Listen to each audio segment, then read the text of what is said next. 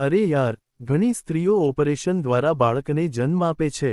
તું શું કામ આ દર્દનું નાટક કર્યા કરે છે? હવે તારી ડિલિવરીને 3 મહિના થઈ ગયા છે. હજુ પણ તને એટલું દર્દ થાય છે કે તું ઉઠવામાં આટલા નખરા બતાવે છે. ડિલિવરી વખતે પણ તને કંઈ ખાસ દર્દ નહોતું થયું. ડોક્ટર તો શૂન્ય કરીને જ ઓપરેશન કરે છે.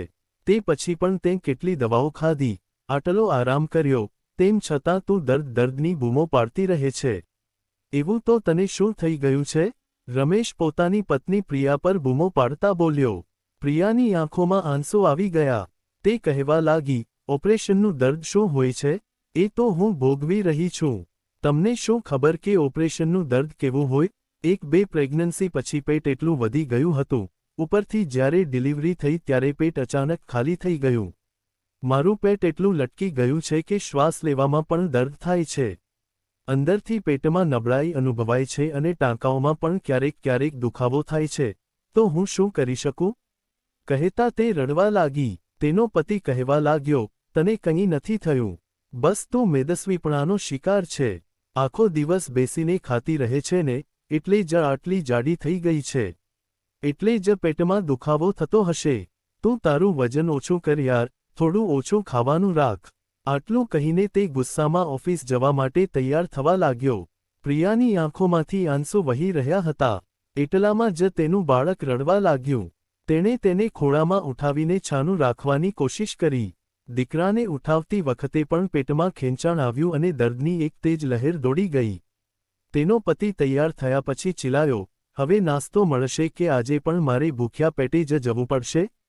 તે ધીમેથી પલંગ પરથી ઊભી થઈ. તેનું બાળક ઊંઘી ગયું હતું એટલે તે રસોડામાં ગઈ અને જલ્દી બ્રેડ શેકીને ચા બનાવી પીરસી દીધી. તેનો પતિ ગુસ્સામાં કહેવા લાગ્યો, આટલું કમાઉં છું હું, શું આ સૂકી બ્રેડ અને ચા પીવા માટે? એના કરતાં તો બહાર જ નાસ્તો કરી લઈશ.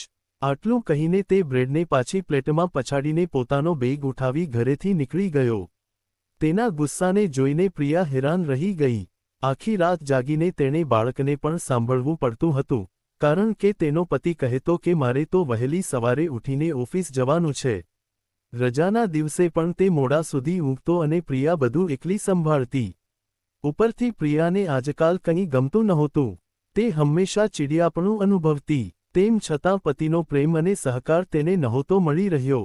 હવે તે એકલી આ બધું સંભાળી શકતી નહોતી. સાંજે જ્યારે તેનો પતિ ઘરે આવ્યો ત્યારે તે કહેવા લાગી, સાંભળો, હું વિચારી રહી છું કે થોડા દિવસો માટે પિયર જતી રહું. આ સાંભળીને તેનો પતિ ગુસ્સામાં ભડકી ઉઠ્યો અને કહેવા લાગ્યો, હજુ તારી મમ્મી 2 મહિના અહીં રહીને ગઈ છે ને? આટલી જલ્દી તને પિયરની યાદ આવવા માંડી? પ્રિયા ધીમેથી બોલી, ના, મને વધારે આરામની જરૂર છે. મારી રિકવરી બરાબર થઈ નથી. મારું પેટ પણ ખૂબ નબળું છે અને ઓપરેશનના ટાંકાઓમાં દુખાવો રહે છે. એકલી મુન્નાને સંભાળવી, ઘર સંભાળવું અને તમારા જમવાનું ધ્યાન રાખવું, આ બધું મારાથી નથી થઈ રહ્યું. એટલે મારે પિયર જવું છે. રમેશ ચીડાઈ ગયો અને કહેવા લાગ્યો, તો જા, જતી રહે. એમ પણ તારા અહીં હોવાનો ફાયદો જ શું છે?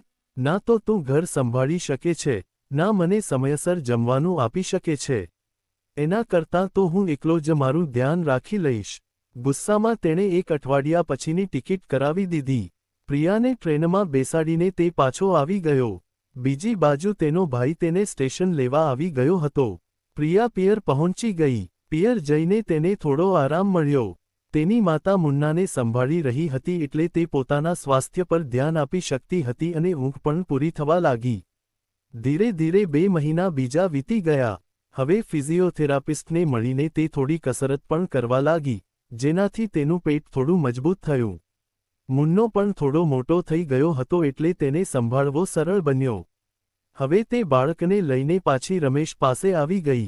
ધીરે ધીરે ઘર ગૃહસ્થી સંભાળવા લાગી. રમેશ પણ આટલા દિવસ પત્નીથી દૂર હતો એટલે તે પણ આતુરતાથી પત્ની અને દીકરાના આવવાની રાહ જોતો હતો. તે પણ થોડો શાંત થઈ ગયો હતો અને ઘરના કામોમાં થોડી ઘણી મદદ કરવા લાગ્યો હતો. આટલા દિવસો પત્ની વગર રહીને તેને સમજાઈ ગયું હતું કે એકલા બધું સંભાળવું કેટલું મુશ્કેલ છે. હવે પ્રિયાની મુશ્કેલીઓ ઘણી ઓછી થઈ ગઈ હતી. તે પતિ અને દીકરા સાથે હસી ખુશી રહેવા લાગી.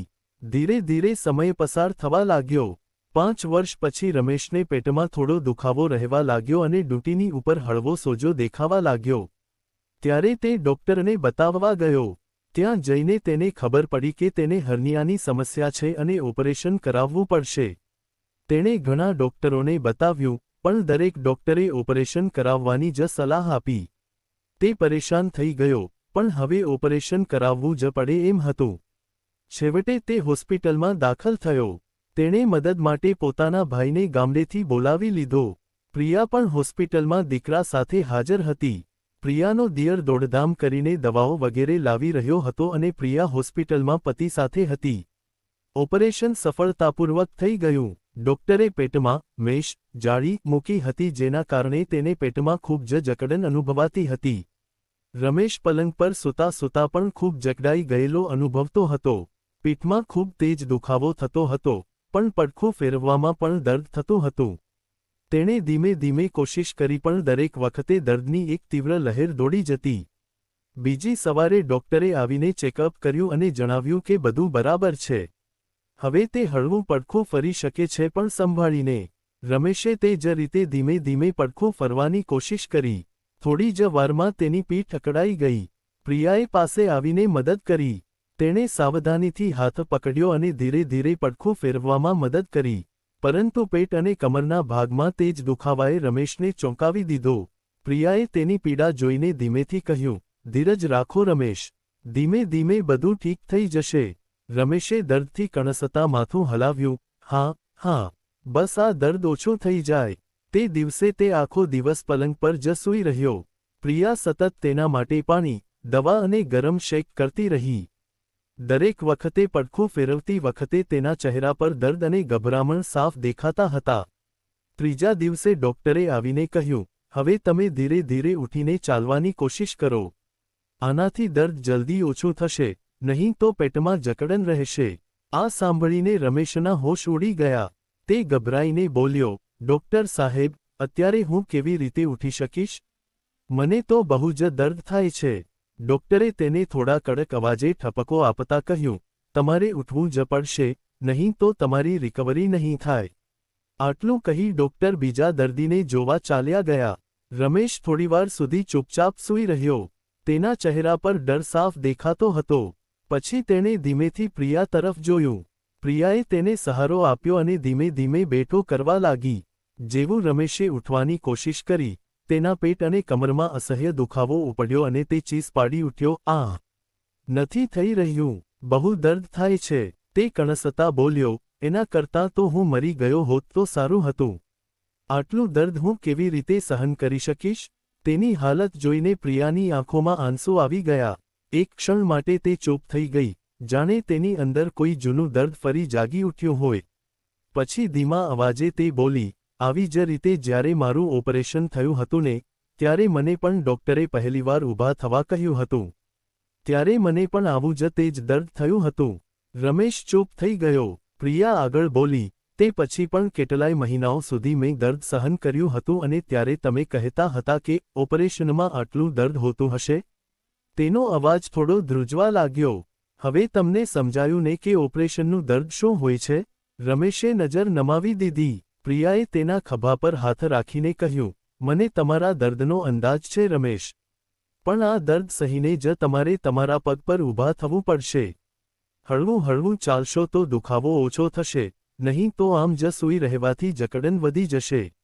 આટલું કહેતા કહેતા પ્રિયાનો અવાજ ભરાઈ આવ્યો. તેણે જલ્દીથી પોતાનો ચહેરો બીજી તરફ કરી લીધો જેથી તેના આંસુ રમેશ જોઈ ન જાય. પણ આ વખતે રમેશે બધું જોઈ લીધું હતું અને કદાચ પહેલીવાર તે ફક્ત પોતાનું જ નહીં, પણ પ્રિયાનું દર્દ પણ અનુભવી રહ્યો હતો. રમેશ ધીરે ધીરે પલંગ પર બેઠો રહ્યો. દર્દ એટલું હતું કે દરેક શ્વાસમાં તેને ધ્રુજારી અનુભવાતી હતી. પણ હવે તેની અંદર એક અજીબ અહેસાસ જાગી રહ્યો હતો. તે જોઈ રહ્યો હતો કે પ્રિયા તેની પાસે ઊભી છે. તેનો હાથ પકડીને આંખોમાં ચિંતા અને સહાનુભૂતિ છે. તારું દર્દ મને ખબર નહોતી. મને ક્યારેય સમજાયું જ નહીં, રમેશ ગણગણ્યો. પ્રિયાએ તેની સામે જોયું અને હળવું સ્મિત આપતા કહ્યું, હું જાણતી હતી કે તમને દર્દ થશે એટલે જ તમારી સાથે છું. તમે એકલા નથી, હું હંમેશા તમારી સાથે ઊભી રહીશ. રમેશે પોતાનું માથું ધીમેથી નમાવ્યું. પહેલીવાર તેને અહેસાસ થયો કે તેણે પ્રિયાના દર્દને ક્યારેય સમજ્યું જ નહોતું. હવે તેને ખબર પડી ગઈ કે તેણે કેટલી નિર્દયતાથી તેના પર આરોપ લગાવતા તેને એકલી છોડી દીધી હતી. પ્રિયા, હું માફી માંગુ છું જે મેં કહ્યું અને કર્યું. જે તારા દર્દને મેં હળવું સમજ્યું. મેં ખોટું કર્યું. રમેશનો અવાજ કાંપી રહ્યો હતો. પ્રિયાએ તેના હાથને મજબૂતીથી પકડ્યો. રમેશ, જે વીતી ગયું તેને ભૂલી જાઓ. હવે તમે જલ્દી ઠીક થઈ જાઓ. હું તમારી સાથે છું. આપણે બંને સાથે છીએ. રમેશે એક લાંબો શ્વાસ લીધો. આંખોમાં આંસુ હતા, પણ હવે તે આંસુ રાહતના હતા. તેણે ધીમેથી કહ્યું, તારા વગર હું કંઈ પણ ન કરી શકત. મને અહેસાસ થયો કે તે દરેક ક્ષણે મારો સાથ આપ્યો, મારા દર્દને સમજ્યું. પ્રિયાએ માથું હલાવ્યું અને બોલી, આપણે સાથે છીએ અને હંમેશા સાથે રહીશું. હવે બસ તમારા પર ધ્યાન આપો. ચાલો ધીમેથી ઉઠો, થોડું ચાલો. તમારું દર્દ ઓછું થશે. હું દરેક ડગલે તમારી સાથે છું. રમેશે તેની આંખો બંધ કરી. તેને પહેલીવાર લાગી રહ્યું હતું કે દર્દની વચ્ચે પણ એક શાંતિ મળી શકે છે. તેણે પ્રિયાનો હાથ કસીને પકડ્યો અને ધીમે ધીમે ઉઠવાની કોશિશ કરી. પ્રિયા તેની પડખે ઊભી હતી, દરેક હલનચલનમાં સહારો આપી રહી હતી, દરેક દર્દના ઝટકામાં તેને સંભાળી રહી હતી. થોડીવાર પછી રમેશે હળવું સ્મિત કરતા કહ્યું, તું સાચી હતી. હું હવે સમજી ગયો. તારો પ્રેમ જ મને ફરી ઊભો કરી શકે છે. પ્રિયાએ પણ સ્મિત આપ્યું, તો હવે જલ્દી ઠીક થઈ જાઓ જેથી આપણે ફરીથી આપણા દીકરા સાથે ખુશીઓ વહેંચી શકીએ. રમેશે પહેલીવાર પોતાના દિલથી અનુભવ્યું કે દર્દ અને સંઘર્ષ પછી પણ પ્રેમ અને સમજદારી માણસને મજબૂત બનાવી શકે છે. અને આજે તે જાણી ગયો હતો કે પ્રિયાનો સાથ જ તેની સૌથી મોટી તાકાત હતી. તો મિત્રો, જો વાર્તા સારી લાગી હોય તો કોમેન્ટ કરીને ચોક્કસ જણાવશો અને નવી વાર્તાઓ માટે અમારી સાથે જોડાયેલા રહો.